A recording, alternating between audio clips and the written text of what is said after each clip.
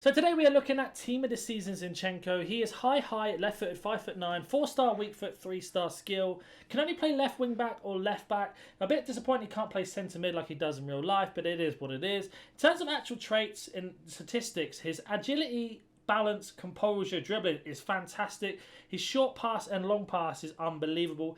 If he could play centre mid, we could be looking at one of the better box-to-box midfielders, that's for sure. Finishing does lack, but again, as a defender, not too worried. We have gone for an anchor because if we look at his traits, he's got nothing there. And the reason why is to really maximise his accuracy, etc.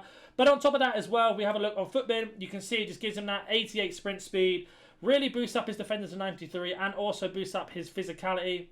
We'll go into a bit more of a deep dive at the end of the review. We'll talk about chemstyles pricing, what I thought about the card, and much more. That being said, let's go jump into some gameplay, but have a word from today's sponsor first. Are you tired of playing sweat teams like this? Make sure you go to Alt Nice, select foot 23 coins, choose which console and how many coins you'd like to buy, select your payment method, and don't forget to add code NANIC for 6% off on all orders.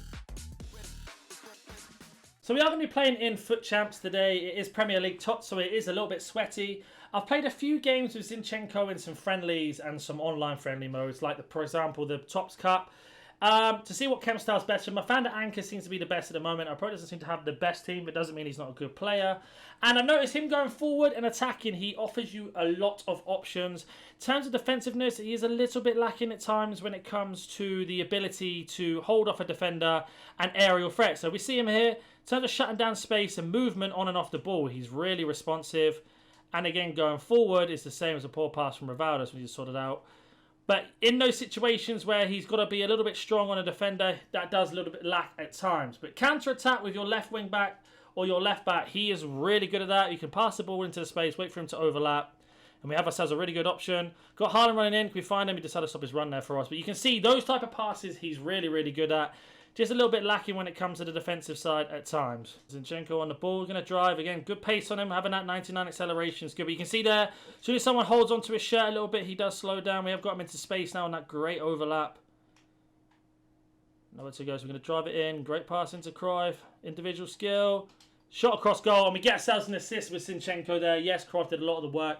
But you can see, in my opinion, that is the best way to use him. If you love attacking with your fullbacks, he is really, really good at that. Has a little bit of a Roberto Carlos-esque sort of body frame to him as well. We do get him here, a little one-on-one situation. Now we can mark that run, not a problem. And we can force that tackle. So again, back to Zinchenko. We're going to push him down that left-hand side one more time. Good dribbling. Now, oh, it's a poor pass. I see his recovery speed.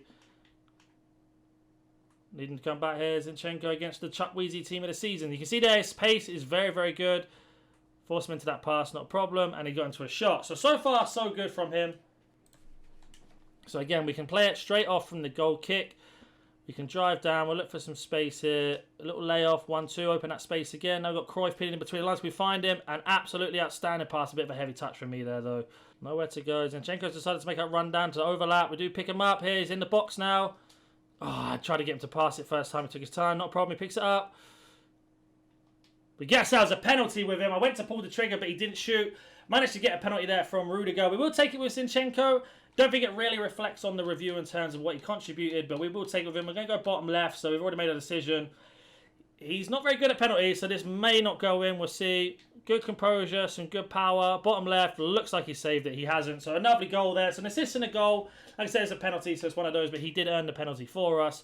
But you can just see how good he is going forward. I generally think if you wanted to bring him off the bench, you could definitely drop him in the CDM role at half-time or in the extra time or 70 minutes into the game. Just someone to block up those passes in midfield and give you a lot of options. Zinchenko picks the ball up straight away into Cruyff's feet. Going to hold the ball up, wait for this low... Oh, lovely run there from Zinchenko. Ducks over the challenge. Go for that early cross if we can. And what a tackle that was. We managed to keep it on. Back to Zinchenko again in this area. Cut back to Cruyff. Easy chance. And a lovely goal again. It looks like a race quit is incoming. And you can just see utilising him in this role. Making sure you overlap or power side one side over there. The ball side, for example. He's going to get a lot of opportunities. Because he's so nimble and so small, his left stick dribbling is also very, very good. 1 goal to assist in that game. 11 dribbles, 10 complete. 1 out of 1 shots target was a penalty. Passes really, really consistent there. Lovely ones into the box. Unfortunately, one of them didn't pay off. And we didn't manage to get any tackles. So we will jump into another game now. So into our next game then, let's have a look at our opponent's team. Like I was saying with Zinchenko, I do love his attacking presence. I do think he's still personally suited in the midfield role more than a left back, just because of that strength and height. Especially if someone's doing like the German ball, really abusing the mechanics and that. This is going to be a really good matchup here, a really good team. Let's see how he gets on in this. Lovely interception with Zinchenko. Now we've got the counter-attack on. Zinchenko against Team of the Year. Messi, a lovely tackle again. Pocketed him right in the space. Now we've got the counter-attack. Find him at the bottom, we can. Again, trying to break down this 5 at the back is a bit difficult. We have to drive in a little bit, and that's a poor pass again from me. But you can see how hard it is to break him down. Zinchenko one-on-one. We need some good recovery speed here. Oh, it's a bit weak. Like I said, when he gets... and that sort of stem from Zinchenko not holding on to his man. And this is what I was talking about with his strength. Just down to his body build is why he does that. It's a little bit frustrating because people will abuse that, especially when you've got bigger and stronger wingers, not Messi in particular. They are going to absolutely manipulate that and try and get as many chances as they can against you.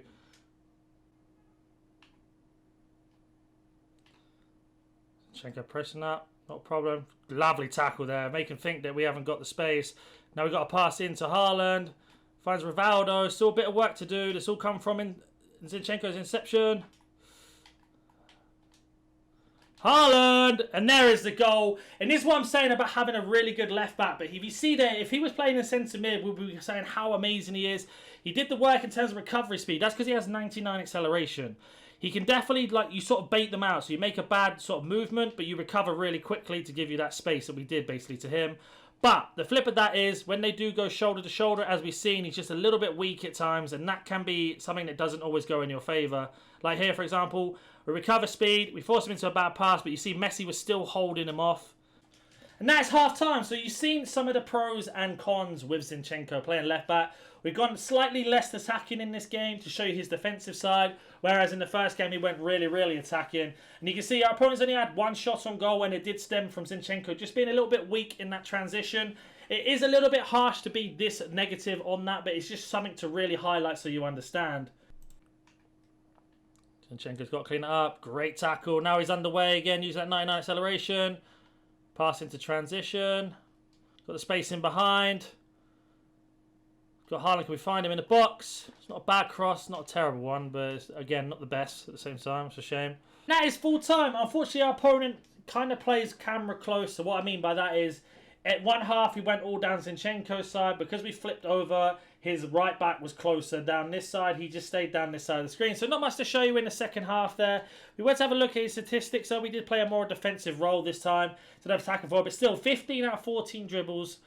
No shots, obviously. Passing here, a little bit inconsistent. We weren't really driving him forward this time, just doing some 1-2s into the space against that 5 at the back. But here you can see 2 out of 2 tackles won, 1 out of 2 offensive duels won, 5 out of 7 defensive duels won, an aerial duel he didn't win, unfortunately. That comes down to his height. The only time he got beat by the opponent is when Messi actually scored against us, which happens to be our opponent's goal that he scored.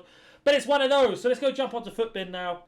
So Zinchenko is about 120,000 coins, and I will be honest, I don't think he's worth it personally. I'm an Arsenal fan, wanted Zinchenko to be really, really good. There are better left-backs out there. We do have Team of the Year icon Ashley Cole out as an SBC at the moment.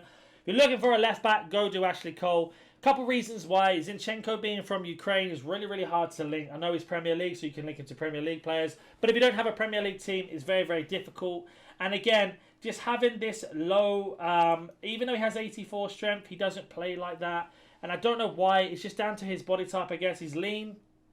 Agility 90-90 with a balance as well. That is incredible.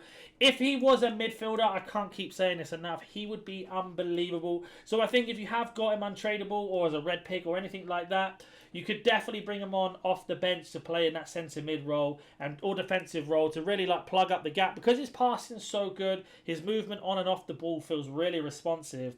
He just offers you so much. In terms of a left back, it just feels a bit wasted in my opinion, which is a shame. If you play that new 5-4-1 formation, it's like kind of the meta at the moment. As a left wing back, he could probably do very, very well for you going forward. So he can play left back. I'm not saying he can't. I just think they're better options for what they are. Went for an anchor, and that basically keeps him at a 92, 93 left back and a left wing back. You can see here 92 CDM and 92 centre mid. In terms of other chemstyles, people say maybe saying basic or sentinel. So sentinel, just boosts up his defending more, makes him into a 93 just the same. And then the other one I forgot was going to be basic.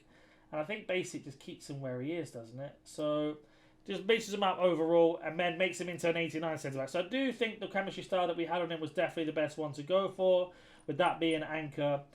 And I just think his price is going to keep going down, to be honest. It's a real shame. It feels like he's a little bit underwhelming with his boost. His FUT birthday is very, very similar as well. But as always, if you have any questions about this card or any other card, comment down below. If you're new to the channel, hit that like button and subscribe. We do a lot of FIFA content on here, like player reviews, how to grind SBCs, pack openings, and much more. So that sounds good. I'll hopefully catch you in the next video. See ya.